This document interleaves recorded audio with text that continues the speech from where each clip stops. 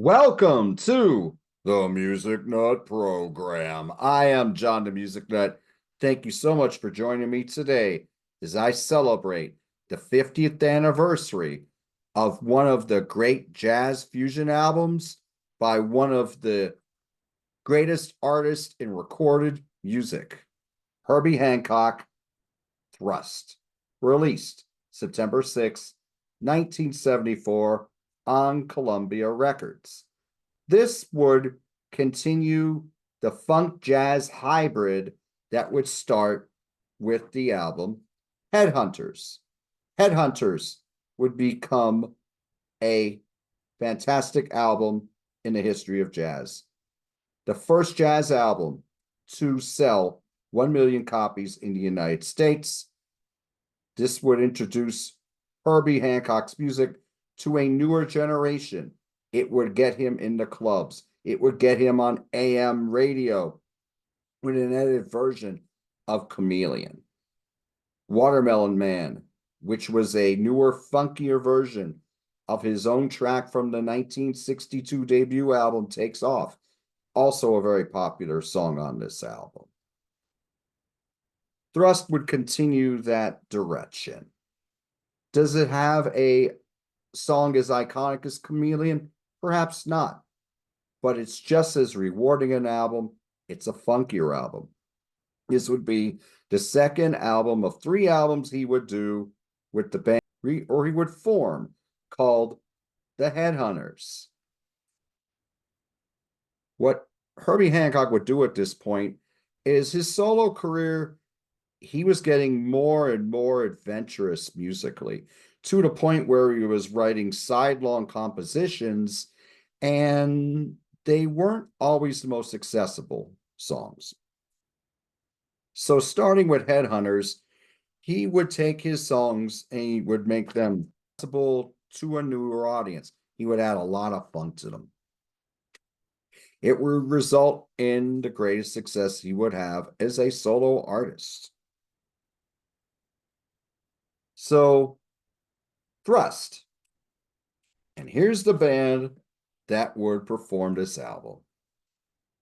Right here on the inside, we got Benny Maupin on tenor and soprano saxophone. We have him on clavinet and alto flute. We got Mike Clark on drums. We have Paul Jackson on bass. We would have Bill Summers on percussion. And of course, Herbie Hancock on Fender Rhodes, the Owner 6 clavinet, and the ARP Odyssey Soloist 2600 and string. As for the album, this is a tremendous exercise in rhythm playing. Let's get to the album. 4 songs, 39 minutes. Actually, before I do that, let's talk about David Rubinson, who produced the album. He would produce several albums for Herbie Hancock, started with Manwishi in 1970, going right through his releases up until 1982. He would also produce albums by Taj Mahal, Elvin Bishop, The Meters, the Pointer Sisters, and Moby Grape. On to the album.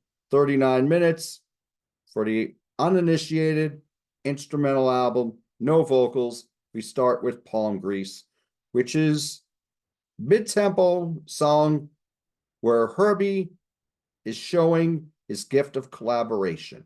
What he would do is he would provide the foundation and the color, and then the band members would bring their specific gifts to the proceedings. Not to say that he didn't give us some crazy solos now and then. He certainly did. But he was there more as a collaborator, particularly on these albums. It stays in that mid-tempo groove throughout. At 2 minutes and 25 seconds, the musical theme changes. We get Benny Maupin playing some expressive sax solos.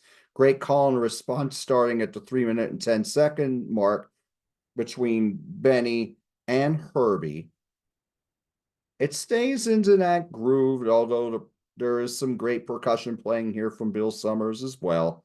Outstanding opening track to take you in. Actual Proof is a juggernaut in rhythm playing.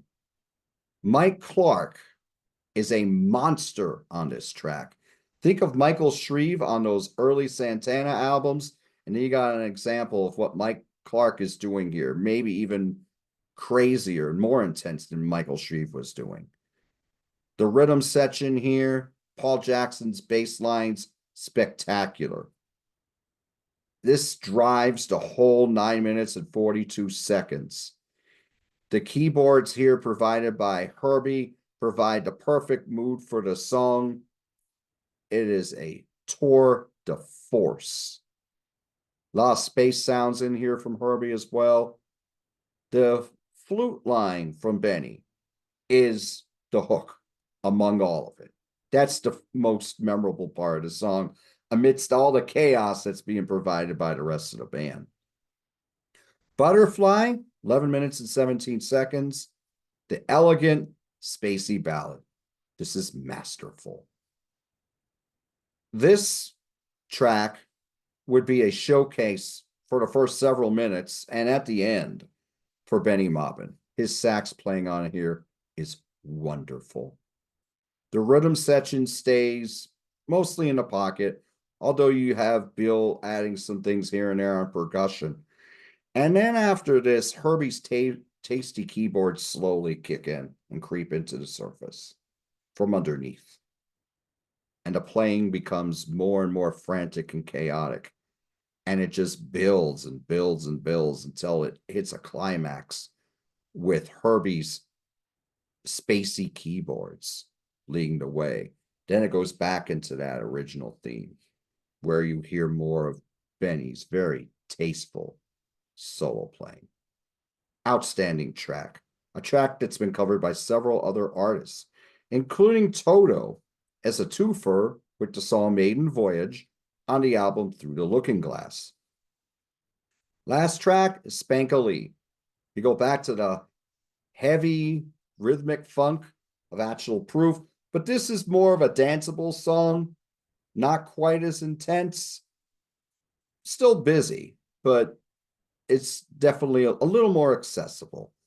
And on this track, the playing is top notch as usual. The interplay is wonderful. You got great playing here from Herbie and Benny as usual. Excellent closer. And there is some more call and response between the instruments. Excellent way to close the album. This is funk jazz hybrid masterpiece, in my opinion. It just doesn't get the recognition that Headhunters does. Now, this would be the second of 3 albums that Herbie would do with the Headhunters band. All these albums are spectacular. Headhunters is the most renowned. Newer generations have discovered this album. Fantastic. Of course, you have Thrust, which is equally as good in my opinion. It just doesn't have an iconic hit single.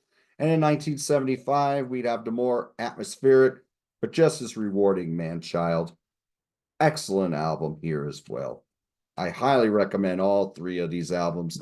Herbie wasn't just Headhunters in this period. All 3 of these albums will give you a lot of great rewards in listening. I was blessed to see Herbie Hancock in 2019. It was a memorable show. It was worth the 2 hours and 20-minute drive to New Jersey to the Bergen Performing Arts Center. He had a lot of young hotshot musicians on the stage with him. And as usual, he had his gift of collaboration. He let them carry the way while he provided the foundation and the right amount of space and color and texture. So, do you listen to Herbie Hancock's music? Do you know him for the music of this era? Do you know him more for the work he's done with the Second Great Quintet with Miles Davis? Do you know more for the work he did on In a Silent Way or Bitches Brew, those iconic fusion albums that Miles Davis did? Do you only know him for the song Rocket from Future Shock? That's how I heard Herbie Hancock the first time? Do you know any of his later albums, such as River, the Joni Letters, which he won a bunch of Grammys for his interpretations of Joni Mitchell's songs? Or perhaps the Possibilities album from 2005, which was like a Santana Supernatural, where he recorded with a lot of modern artists. Please put your thoughts in the comments.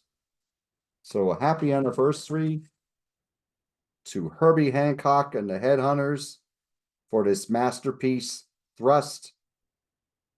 All of them are still with us with the exception of Paul Jackson. Paul Jackson, rest in peace.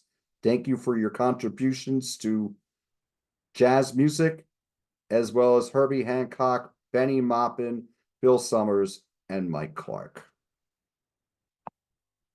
Would you like to hear me talk about more music like this?